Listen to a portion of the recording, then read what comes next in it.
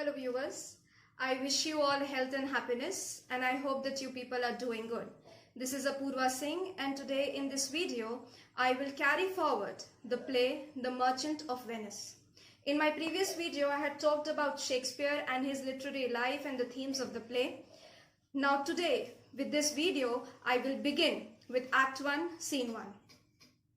First let me brief you all that what does this opening scene of the play talks about. So Act 1 Scene 1 is the opening scene of the play.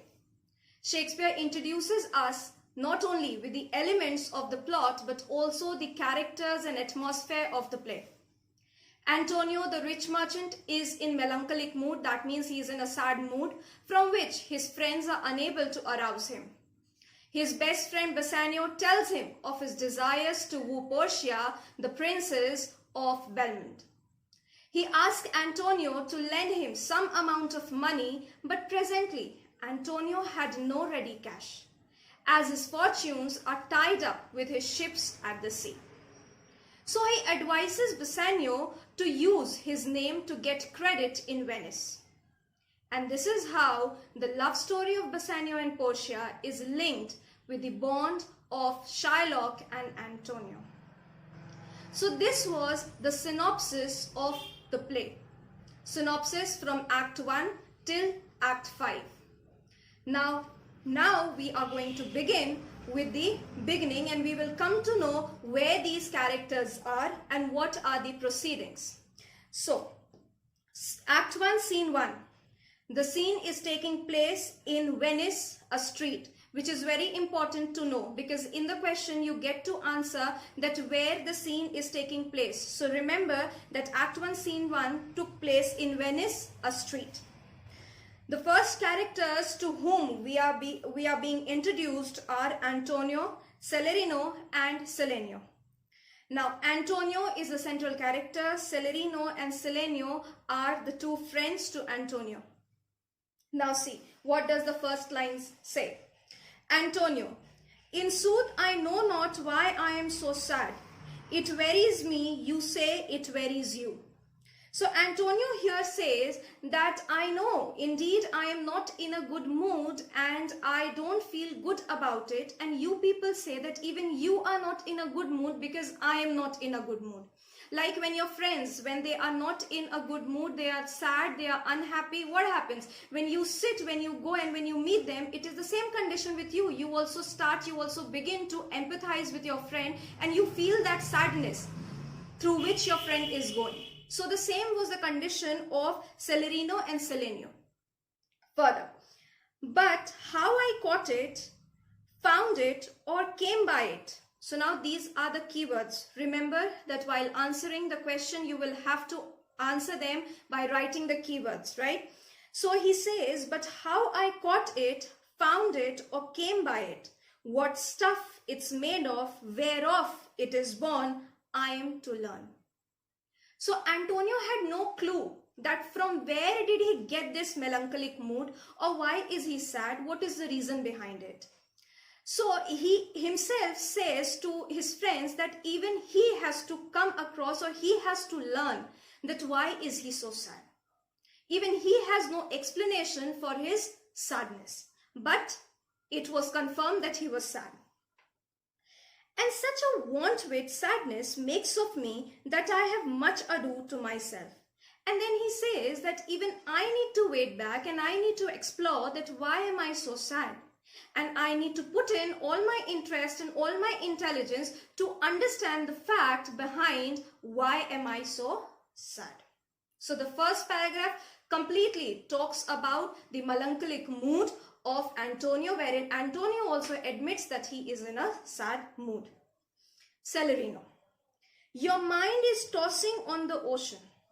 So here what Saladino has to say, he says that your mind must be tossing. Tossing means when you see the right hand side of your book, you will always find all the meanings given there. The words which you don't understand, you can find their meanings from the right hand side. And if you don't find them on the right hand side of your book, please catch hold of your dictionaries and find the meanings. Because once you don't know the meanings of these words, it will be very difficult for you all to understand and to answer your questions, you know. So Saladino says that your mind must be focused in the sea. There where your Argoses with portly sail. Argoses are the big merchant ships. So he says that your mind must be tossing, your mind must be focused on the ocean where all your ships are being sailing.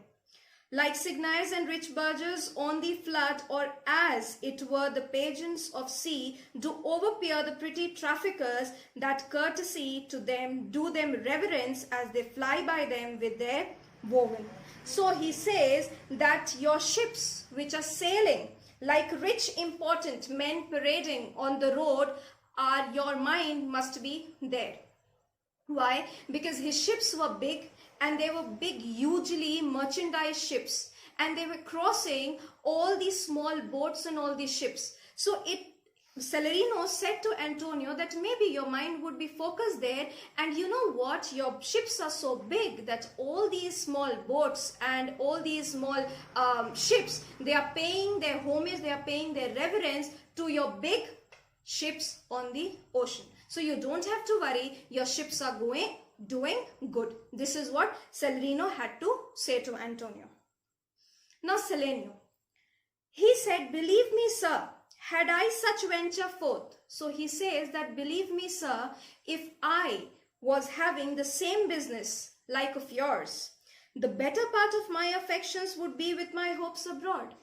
So all my thoughts and all my affections would be entagged to the business which is in the foreign ocean, in the foreign sea, or maybe in the foreign land. So he justifies that if Antonio is in a melancholic mood, that is not a harm, that is not something which is strange, rather it has to happen. It is likely to happen. I shall be still, plucking the grasses to know where sits the wind. So he says that his condition would be worse than what is of Antonio. He says that his condition would be like that he would be plucking the grasses from the ground, and he would be dropping them and would see to make out that what is the direction of the wind.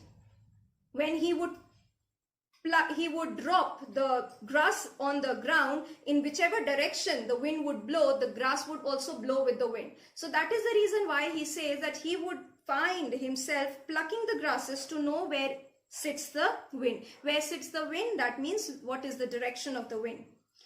Peering in maps for ports and piers and roads, and every object that might make me fear misfortune to my venture.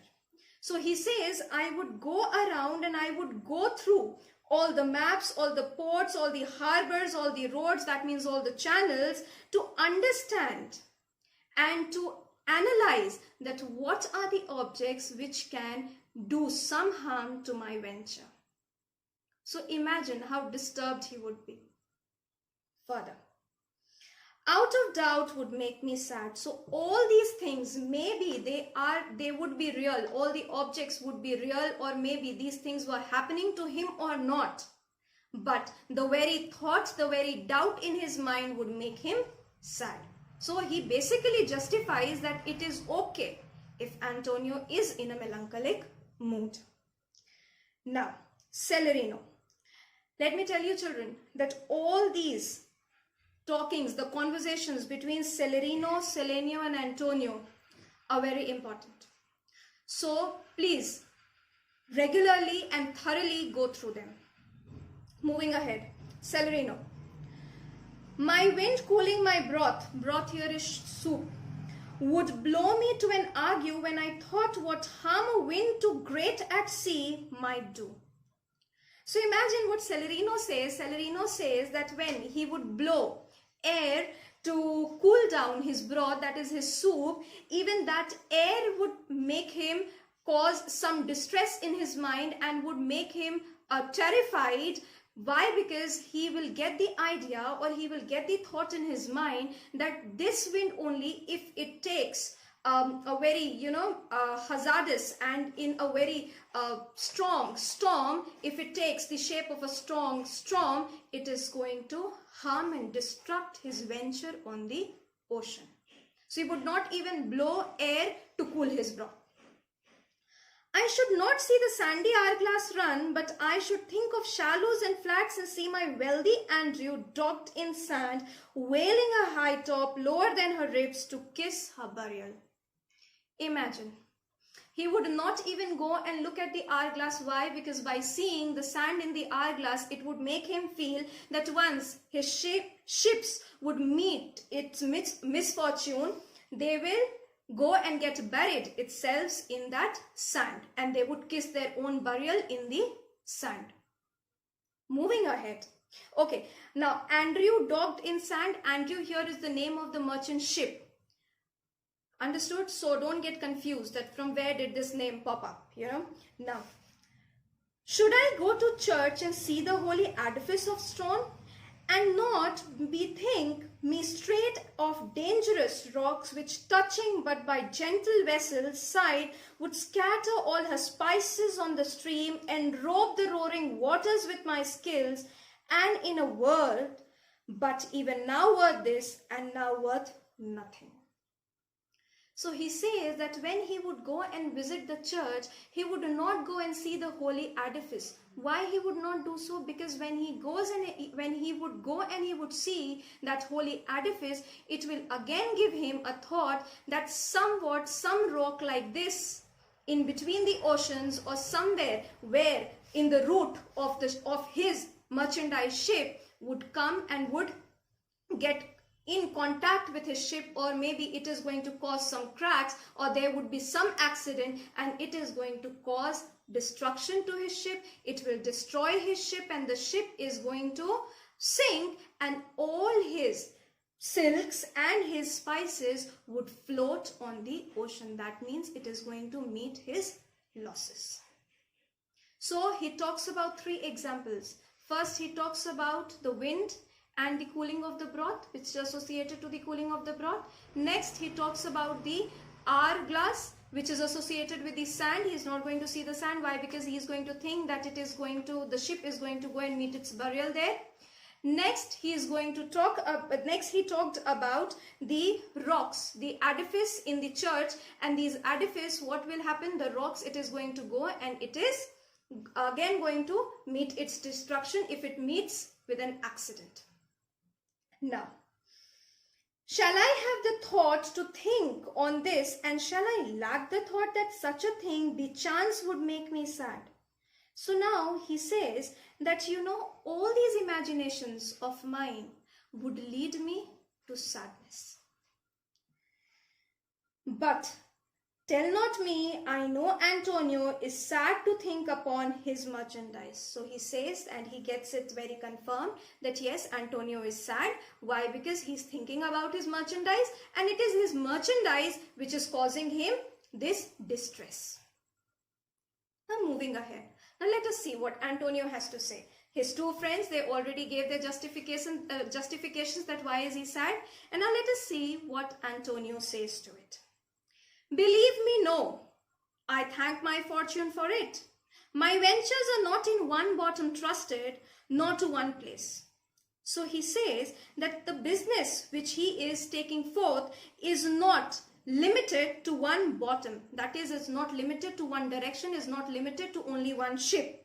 Nor is it limited to one place. That means his merchant ships are not only going to one direction, to one place, rather it is going to several directions.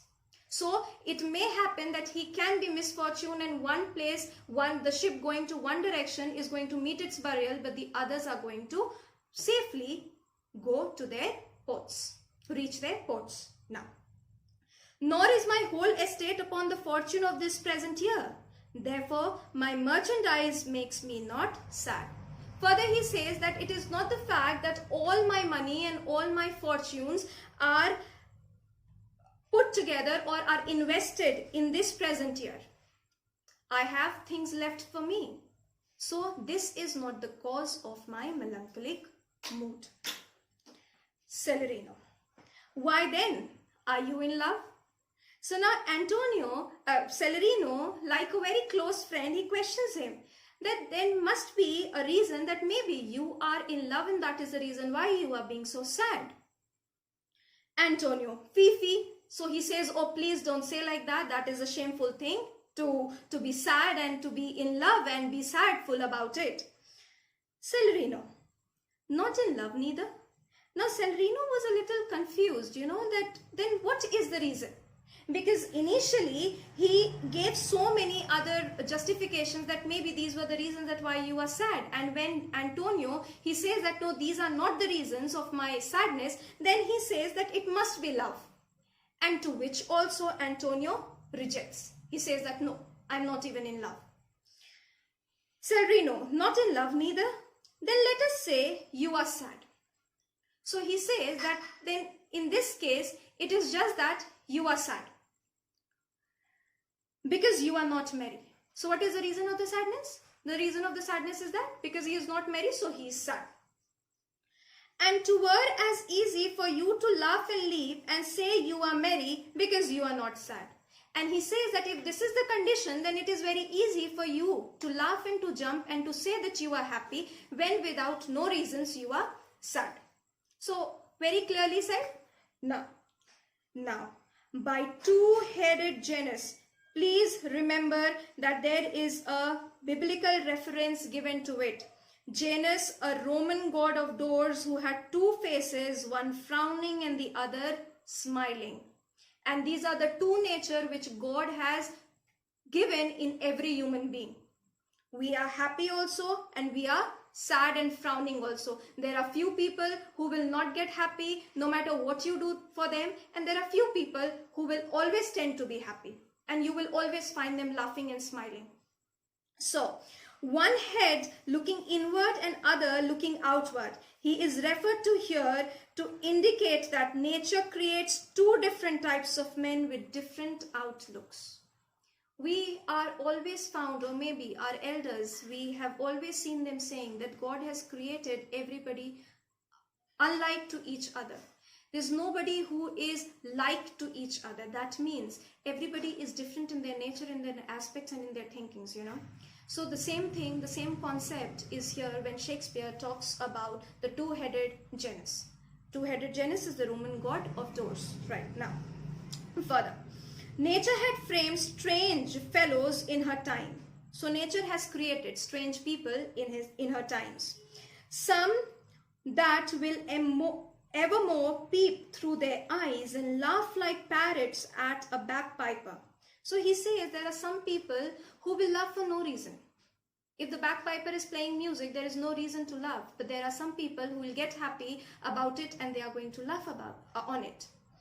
And he talks about the other people and the others of such a vinegar aspect that they'll not show their teeth in a way of smile, though Nestor swears the jest to be laughable. Again, a reference is given about Nestor, an old and wise Greek general who fought in the Trojan War. A joke had to be extremely funny if Nestor laughed at it. So there are some people, some vinegar-headed people, some vinegar-natured people, people who do not get happy for maybe the reasons for which they should get happy, and there are people who get happy in every silly and for every lame reason. So these are the two character traits of human beings which Shakespeare has talked about here. Further, Saladino. Here comes Bassanio, your most noble kinsman. That means your most noble, that means your most lovable person. So he comes here. Kinsman is friend, you can say here. Gratiano and Lorenzo fare ye well. So Gratiano and Lorenzo, they say farewell. They bid goodbye. We'll leave you now with better company. So better company will be Bassanio. Saladino. I would have stayed till I had made you merry. So Saladino says that if Bassanio wouldn't have come right now, I would have stayed back, I would have held back, and I would have made it a point that once I make you merry, only then I would leave your company, if worthier friends had not prevented me. Antonio. Your worth is very dear in my regard. So Antonio says that you are also as worthy friend as Bassanio is to me. I take it your own business calls on you and you embrace the occasion to depart. So he says that I know that there would be some work which is calling you and you are taking this opportunity of arrival of Bassanio and you are leaving me and you are bidding me farewell and going. Enter Bassanio, Lorenzo and Graciano. So Saladino and Saladino, they are going to leave, and these three characters, they are now coming in. Saladino, good morrow, my good lords. Bassanio, good signal both. When shall we laugh? Say when. You grow exceeding strange, must it be so? So he says, he is asking that when are we going to be happy and we'll be partying together? And he said that if we do not meet that regularly, what will happen? We will be somewhat like strangers to each other. So to maintain our friendships and our acquaintances, let us meet regularly. Saladino will make our leisure to attend on yours. So Saladino says that for sure we'll get free and we are going to meet each other. Exeunt Saladino and Saladino. So that's all for today. We'll stop here, and in my next video I'll continue with the another part of the same scene and the same act. So if you like the explanation, give it a thumbs up and subscribe my channel. Thank you so much.